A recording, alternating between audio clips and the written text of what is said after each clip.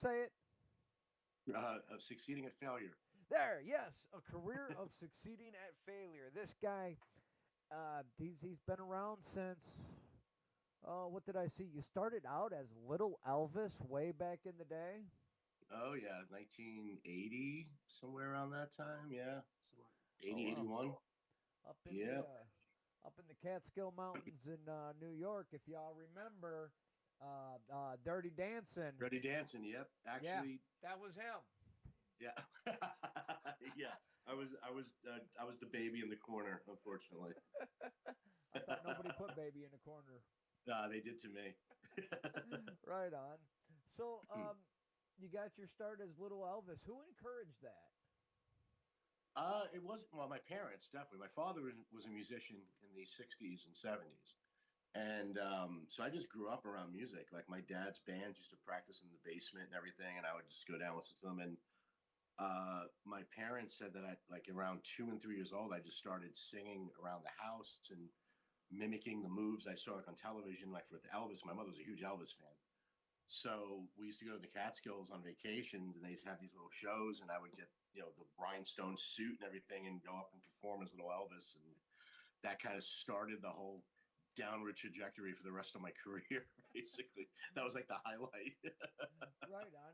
And I seen you've been able to work with some amazing people. Ace Yeah. Frehley, Peter Mhm. Steele, uh, Yeah, Faster Pussycat. I've been lucky, man. I got to work with a lot of my idols, and it's funny because I growing up, you got to think like in the mid to late '80s, I was not even a teenager yet. Really, I was born in 1975, so I was like right in the cusp. And I saw these bands, like the Faster Pussycats and then the LA Guns and all that, and I was a big fan. And I was more of a grunge guy, like in the early '90s. I got into the whole grunge movement, and that's when I started making my records.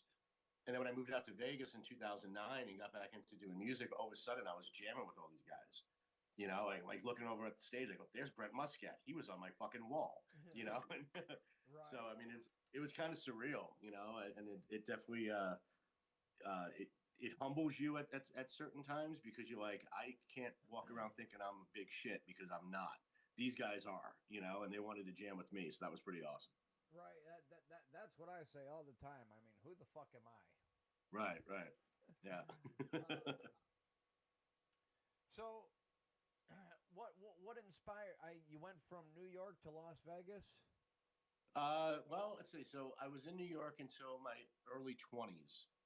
I had a couple of bands that were, fairly successful in that area. I was in a band called Lynx in the very early 90s. We did one record. And then I did a band called Hedonix that we did a record as well. But it was, indie records. They didn't do much. I was in negotiations with major labels for about a year and a half, and everything fucking fell apart like constantly. Like, we get put on holds and be told, "Hey, we're going to sign you. We're going to give you all this money, blah blah blah," and then the fucking deal would collapse. The Typical label fucking bullshit. yeah, labels get bought out, and then now you're on. Then my lawyer was like, "Hey, nobody wants to touch you because you've been dropped 3 times." I'm like, "I never signed anything." It's like I wasn't dropped; I was on hold, and then they just went out of business. All right. So I moved to Florida in my early 20s, mid 20s. Stayed there for about 8, 9 years, and I was doing cover bands really. And I had a brush with a couple of people. If there was not a hardcore, but more of a punk, like a California punk band called Down by Law. I was supposed to do a record with their guitar player, Sam. That fell apart at the last minute because Sam had to go back on tour. And then I got a phone call from a guy that I will not name his name, but if you ever heard of a certain band from Florida that sounds like a Meist Birth, uh, I was supposed to jam with that guy. That went really bad. Um, so then was getting just tired of Florida. Moved to. I quit playing music actually for a while because I was married. I had 2 kids. They were really young, and I moved to Florida. And then my marriage kind of fell apart. And I was like, well, I'm going to start doing music again because I got to do something, or I'm going to fucking just drive myself off a cliff. And I just made some really good connections. I played with little shit bands for a little bit, and then I found this band Wicked Garden, and we got pretty popular. And then we started doing originals, and we got signed. and I've done like 4 records since then. So it was kind of weird. Like I had like a late bloom, basically. Now, I tried looking up Wicked Garden, and all that came popping up was Chris Cornell. Yeah, I don't know why. There's something with the what do they call it? The SEO. It's really weird. I don't know why that happens, but if you go on like Apple Music or Spotify or even YouTube, if you put Wicked Garden and then Vegas, then everything usually pops up. Okay. Um, so Because yeah, I I've had also the same tried problem. Wicked Garden, the band, and it just Yeah, kept it coming just up.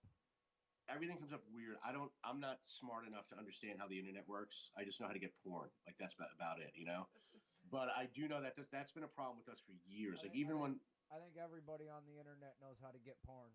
yeah, if you don't, then you're not trying hard enough. That's what I look Right? at. You're not on the right internet. No, definitely not. But I mean, even like when Ricky Garden's first record came out, we were having all kinds of problems. Like we were getting connected to these other bands that like this isn't even us. Like it would show up, you know, you would put in a search like in Apple Music for Wicked Garden Already Gone, which is our first single, and like another band would pop up from like fucking Switzerland. Like what is this? You know, and so we've been fighting that for years for some reason.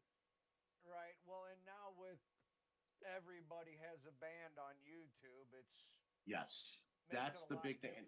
difficult. And what a friend of mine told me, like I said, I'm not smart enough to understand how this works, but uh, he said what a lot of you know, not just musicians, but any kind of like people that are trying to get some kind of internet fame, they will create search codes and use other people's names because it will pop up better in Google. You know, so it's like this guy that's making records in his fucking garage, and his name is fucking Joe Schmo. When he puts down his SEO words, it's Joe Schmo, Metallica, fucking Aerosmith, like all that, just so that he's hoping that you get caught in that algorithm of popping that up. Right. Hey, that's a good idea. Well, and so the funny thing is, uh, there's a thing now where a lot of these newer artists, I'll call them, are purposely doing cover songs first before they record their own stuff. Right. So that when they load it up on the streaming sites, like say they do a cover of, I don't know, so they do a cover of Walk This Way by Aerosmith. They're hoping that people find their version when they search for Walk This Way. Right. It's like cheating the system a little bit as far as I'm concerned. Well, see, and me personally, there's a lot of good covers out there. Sure. And I don't mind listening to a lot of covers, but if I ever see a Leonard Skinner Freebird cover, we're ignoring that. I don't mind. Like I love covers. I still play covers in my sets. They're fun. Yeah. But I've only recorded one cover, me personally, right? But I wouldn't be against recording a cover if I believed that I did the song justice and I'd want people to hear my version. But to just record a cover hoping that somebody else is going to search for it and find you, Right. you're not accomplishing anything. You're not doing the song justice, I think. Right. Right. Speaking of bands and covering stuff, if you're say you're on a road trip, you only get to Mm. take one album with you. What album are you taking? Ouch, man. That changes sometimes weekly, but God, man. I might have to take. Do I have to give you just one? Can I give you like a couple that I'll rotate? It has to be one. You know what? We're on a 24-hour road trip. You get 3 albums to rotate through. I can do this. I can do this. All right, I'm taking Alice in Chains Tripod. Fuck yeah. I'm taking Foo Fighters The Color and the Shape, and I'm probably taking Aerosmith's Get Your Wings. I'd say those three. I like this guy. I'm all over the place. No, I'm big Lane Staley fan, big fucking Oh yeah. Dave Grohl fan, and Mm-hmm. Aerosmith. We were just talking earlier today. Aerosmith's the only band to ever rip off the Mafia and get away with it. Yeah, exactly. That's a great story too. Oh, you know that one about Steven Oh, Tyler finding the bag? oh yeah, That's I know good that shit very there. well. Uh, so, from what I see, you guys have been playing a lot of shows at Vamped. We did. Unfortunately, Vamped closed. Yeah, Vamped was the rock club in Vegas. What Like happened that to was. Vamped? They closed it down. It just it's not easy running a fucking club anymore. Right. And Well, and I heard that Danny was in talks of selling it, but then that's the last I ever heard. yeah, it's still on the market as far as I know. But yeah, as far as its ceased operations, it's been closed for probably about 4 or 5 months now. So That's yeah, and excuse me, I've been out here what 13? No, God, 17 years now, and I've been playing at Vamped 13 of them. It's just it sucks like to see that go. That was iconic out here. If you're in a local rock band, that was the place to play. right. And that's on top. Like we have a House of Blues out here. I would play Vamped before I play House of Blues anytime. Yeah, You know. Vamped was like Las Vegas's version of the whiskey. Oh, absolutely. Yeah, without a doubt. Definitely had that rainbow vibe. Yeah. Without a doubt. Well, and Um, and unfortunately, since 2020, since COVID first started, I mean, so many venues have shut their doors, and it just yeah, sucks.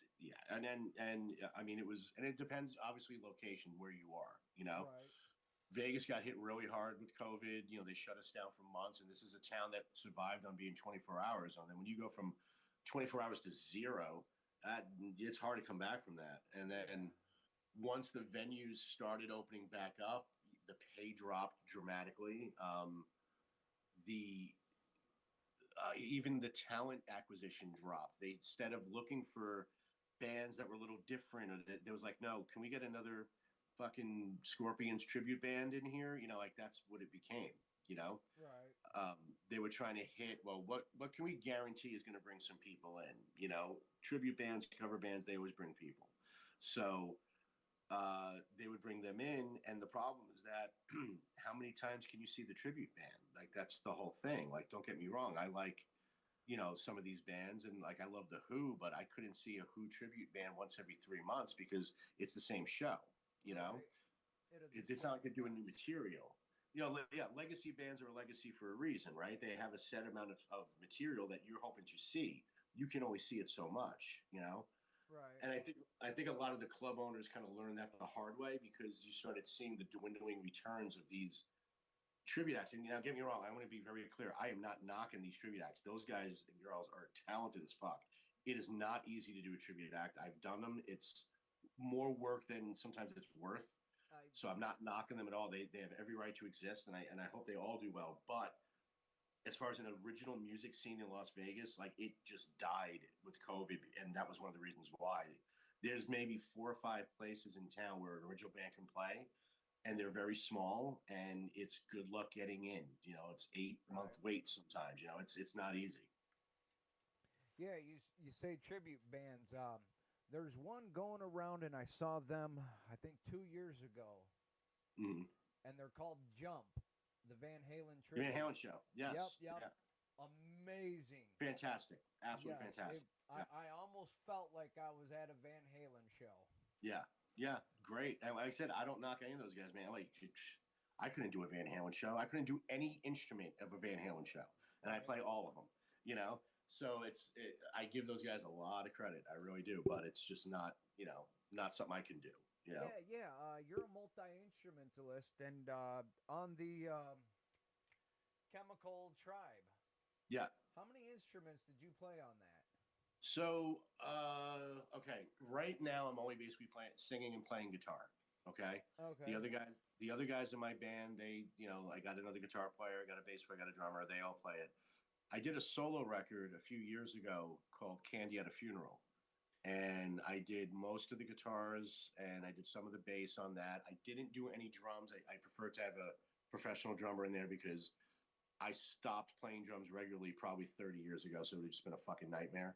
Um, threw a little keyboards down every now and then, just kind of whatever I felt the song, Because yeah, I needs. watched the video for Special Thing, Hmm. and I saw you playing guitar and then playing bass and then singing, and Yeah, that was just because we didn't want anybody else. It was weird. So the solo record happened by accident, really. Jason Constantine, who produced it, he had has a studio in his house, and Wicked Garden was kind of on a break, right? So I had a whole bunch of songs that I just wanted to demo for whenever Wicked Garden came back, or maybe just flesh them out and see if I can do anything with them on my own, right? No intentions of recording as a solo record, just to have them for me. And I went to Constantine's. I did everything acoustically first, and I didn't know at the time, but Constantine had started a record label with Jeff Duncan from Armored Saint. and he played the music for Jeff, and they were like, "Hey, do you want to put a record out? Like, we'll put it, we'll put it out for you." So I was like, "Well, I don't have a band." They're like, "No, no, we'll, Jason's an amazing guitar player and bass player. He can play everything." So between me and him, we knocked out all the guitars and the basses, and then I called a friend, Ron Huddy, who lives out here. He played the drums, and then I did all the vocals myself and put the record out. And it actually did kind of well. I was actually shocked, to be honest with you. So that was like my foray into like doing things by myself, so to speak. Well, when they say I didn't have a band, neither did David Grohl when he made that first Foo Fighters album. That is true. That is true. And it was never intended because what happened was one once I announced I was making a solo record, I started getting offers to do gigs, and I'm like, I don't have a band, like it's just me, and I didn't want to ask the guys in Wicked Garden to be my backup band. I thought that would be rude, right? Yeah. I love those guys. They're my brothers. I would never do that. So I just pieced together musicians that I love out in Vegas that had time. And for about a year and a half, we went out as Dominick Muzio and Chemical Tribe. I had to do that because they wanted my name in the front because the record was out, but I didn't like it. I don't operate that way. I prefer to be in a band than just being myself, like out there. And then what happened was after I lost a couple of members, I solidified, I got Sean from Wicked Garden. He joined as a guitar player.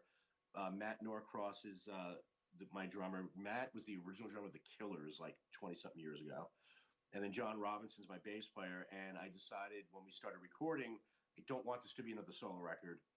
Yeah, I wrote all the music. Yeah, I wrote all the lyrics. But these guys dedicate themselves to making these songs sound good. So I thought it wouldn't be doing justice if I made it Dominick Muzio and Chemical Tribe again. We're just Chemical Tribe now, and it's a full band. Right on. Hell yeah. Um, yeah, here we go. If you could sit down and have dinner with anyone from history, who would you want to have dinner with? Oh man, anyone from history. So not musically, just anyone. Yep, anyone from history. I've been told I asked some difficult questions. You asked different questions, and I appreciate it because I don't know how many times I can answer. What's your craziest road story? It's like who gives a shit, you know? I used to ask that to people, and then I realized every fucking DJ on the radio asked that question. I don't want to ask the question that you've already answered 100 times. Exactly. And the other thing too is like, dude, I'm 50. I don't do crazy anymore. Okay. It's like my crazy is taking 3 aspirin instead of 2. Like that's what I do now. I would say I would sit down with either Ronald Reagan or or Jerry Cantrell. Right on. Jerry Cantrell, Alice in Chains. No. Yeah. Marilyn, Yeah. Marilyn Monroe. What do you say? Heath over here wants to have dinner with Marilyn Monroe. Yeah, we know. We know. Yeah, I was reading your Wikipedia page, and now I can't remember, but for some reason, Jerry Cantrell kept popping up in something I was reading. I mean, it's more of a I haven't checked my Wikipedia page in years. I have no idea what's even on there anymore. It's probably just influence. I've called him out as an influence a number of times. Okay. My buddy Zach Throne is his touring guitar player now. So I'm constantly trying to find a way that Zach can like fit me in his suitcase so I can go fucking. I met Jerry once for like 5 minutes and I like fangirled and couldn't talk. I was like, so. I'll tell you what, that is something. It's gotten easier over the years, but back in 2007, I got to meet Jim Carrey. Just bumped into him on Rodeo Drive in California. And I got all fangirl and geeked out. Oh my God, fucking Fire Marshal Bill.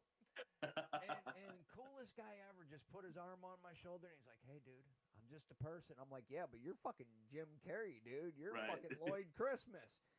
Yeah, but I'm just a person, dude. Yeah, I have a cool job, but I'm just a person. And ever since then I get to meet someone. He's just a person. A couple weeks ago I was stuck in an elevator with Tommy Shaw thinking he's just a person. Just a person, yeah. I've met so many people, and there's very few that have left me like speechless, right? Like Jerry was one of them. I met I'm a huge fan of the band Concrete Blonde, so I got to meet the singer Jeanette Napolitano like 25 years ago. I forgot my own fucking name. Like I was just like staring at her, just like, you know. But yeah, most of the people that I've met, like that we would consider famous or something like that, they're just regular people with a cool job, and they got the same problems we do most of the time. I've The I child won't support's a little more expensive. little bit, but like I there's a couple of guys I've played with out here. I'm not a huge name dropper, but they were really big in the 80s and 90s, and I've had them call me up, can I borrow a guitar? It's like, why do you need one of my guitar? Well, people come on hard times sometimes, it's like, yeah, absolutely, I'll help you out, so shit like that just happens. You realize, yeah, we are just people. Right. And once you get into the rock and roll community, it's kind of a close knit community. We're here for each other. It has to be. I've seen way too many people, and like, look, I say this with a grain of salt. I am not famous by any stretch of the imagination. I've sold like 10 records in my life, but I've seen people try to leech onto some of these guys and gals that have had success, and it's sickening to watch. Like it's like they will suck you dry if they can.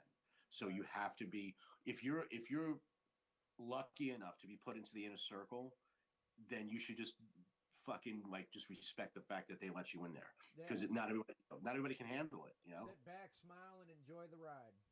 Absolutely, absolutely. It's like when I used to jam with Brett Muscat. We used to do a show called the Brett Muscat All Stars out here, and it was a constant, like merry-go-round of people that would come in. You would have Blas from Slaughter would come in and play, and Oz Fox from Striper would play, all these big name guys, and I was the utility guy. It'd be like, Dominic, you're playing guitar for the show. Okay, hey, we need you to play bass next show. Okay, I'm gonna do whatever you guys need me to do. You know, you guys, I'm like I said, the utility second baseman. It's like you guys need someone to pinch it in seventh inning, I come running in. I don't have like a big ego thinking, well, I deserve to be the lead guitar player tonight. No, not when Oz Fox is on the fucking stage. Right. You Well, bow to him and you let him do it. and I try to tell a lot of independent musicians and a lot of up and comers, don't get that ego. Yeah, you can't. That's You can't. huh? Well, you can't even do it now, because what is it going to accomplish? Like, I can understand, look, 30 years ago, if you put out a record and you went gold or platinum, okay, you can deserve to have a little bit of an ego because there's such a minute amount of people that can do that. Now, like you said before, everybody and their mother can put a fucking song on Spotify. There's Yeah. no need for an ego, you Yeah. know. Even if you get like 1 million streams, congratulations, you made $1,000. You're still not, hot shit. Hell, I think I have a song on YouTube. Right? Yeah, exactly. I look at it. It's funny. I look at my streams sometime, like, wow, I've got like, however million streams across all my stuff. I'm like, if over 97 countries it's been streamed. Like, if you would have told me that 30 years ago I was going to have songs in 97 countries, I'd be like, holy shit, that's amazing. But now it's like, well, who cares? It's like, Right. so two guys in Zimbabwe listen to my song. Who gives a shit? You know what? Honestly, there's a lot of people that are still like that. But Mhm. when I'm doing a radio show and I open up the info panel and I see where people are listening, holy shit! I got someone listening in Ukraine. Yeah, right. That's cool, man. And it's funny. Here's the funny thing: guys like you that are doing the web shows, and then the radio and stuff like that. So many little bands don't realize how important it is. This reminds me of when I was started in the '90s. You had fanzines, Yep. little local kid. And it was kids, 14, 15 years old, that made their own magazines that talked about local bands. And I used to remember telling people, don't slag those kids off. They're going to give you the publicity because the big guys won't. Yeah. Rolling Stone wasn't going to write about me. And it's the same thing with these days. Like, I'm not going to get interviewed, MTV doesn't exist anymore, but like, I'll do these shows all day long because I know that the people who are listening are making a fucking effort to listen. They're not Right. finding it by mistake. They're seeking it out. Well, also like Rolling Stone ain't what it was back in the day. Oh, no, definitely not. There's the Rock and Roll Hall of Fame. To me, that it's no longer the Rock and Roll Hall of Fame. Yeah, Um, I agree. and like our station, we got DJs I'm in Kentucky. We got one in bosses in Indiana, Mm, Pennsylvania, Poland. We got DJs all over the world. But now, like where I live, there's a couple of local bands that everyone wants to talk about, mm, and I say, hey, I'm playing them on the station.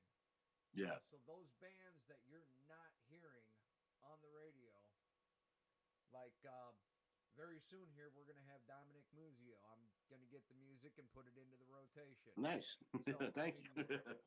whatever you don't hear on the radio is what you're Mm. gonna hear with us. And that's how people find it, man. That's great. Hey, where in Kentucky are you, by the way? I am in Central City, Kentucky. Okay.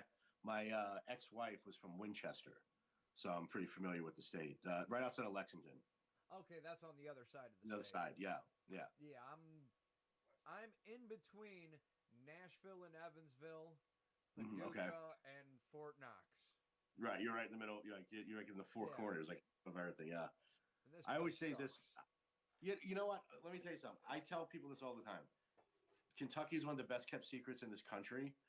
I've been there a number of times. I've been to almost every state, and I tell people all the time, you have no idea how beautiful Kentucky can be. When you come in off the mountains of Tennessee and start arriving in there, it's just like, holy shit. It is Right. absolutely stunning, you know? It is beautiful, and it's not too bad. Where I'm from, they Mm, love to claim that it's the place where the Everly Brothers grew up, right. and Roscoe P. Coltrane, James Best. Oh, yeah. James Best. There you Yep, go. he's from here too. Mm, So there is a nice rich history here. It's just being a metalhead in mm. the middle of the Bible Belt. Yeah, I get it. I get it. I understand. They always tell me you're in the Bible Belt now, and the only Bible Belt I know of is what my grandma used to spank me with while reading me verses from Leviticus. Yeah, she used to whip your ass and you would go, Dear Christ, help me. I won't do it again, Grandma. That's awesome. Uh, so what's in the future? So our new single comes out on the 15th, which I think is next Tuesday, I believe. And then the actual EP, which is called Bruises, Scars, and Serenity, is being released January 2nd digitally. And then we're just going to start doing some shows and hopefully get some. I can't see touring in our future. There's there's no affordable way to tour as a small band anymore. Uh-huh. But we're looking into hopefully doing a couple festivals and maybe make a video or two. We're still kind of kicking that idea around. And then just see how it goes and maybe record some more in the summer if it goes well. The first single, So Sick, did really well. The last single, Over Before, it's kind of hard to get some traction on that one. It's probably because it's a little bit different than what we've done before. But I think this new one, Wear Me Down, is probably going to do pretty well. So hopefully that, lights a spark to get us some more gigs and everything. Right on. And you also write for Z Rock magazine. I have, yes. Yeah. How did that come about? Ironically, I married the editor. That works.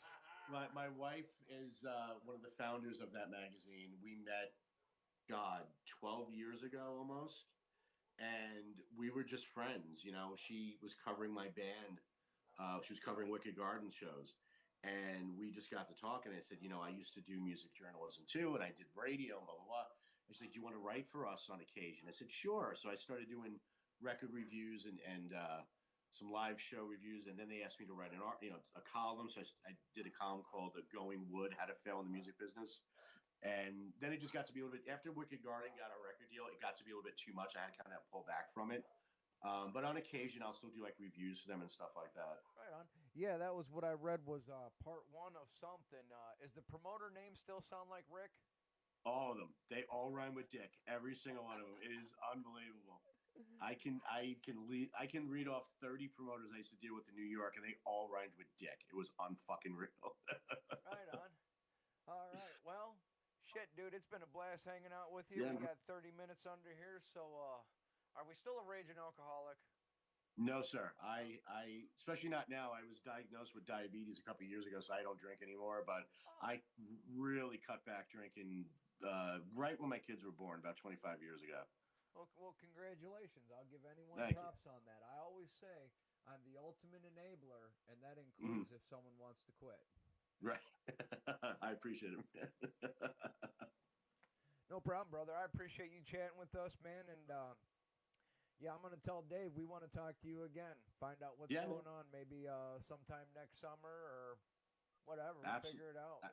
Absolutely, man. I'm up for this anytime. I appreciate what you guys are doing, and thank you for supporting this type of stuff, man. It's Oh, great. oh, thank you, brother. All right, ladies and gentlemen, I'm Chronic Chris from Asgard Radio. We appreciate tonight talking with Dominick. Feel free to check him out. Where all can they find your music? Plug yourself. Any streaming platform, Spotify, Apple, iTunes. The band is called Chemical Tribe. You can also search by my name, Dominick Muzio. Usually anything like that comes up.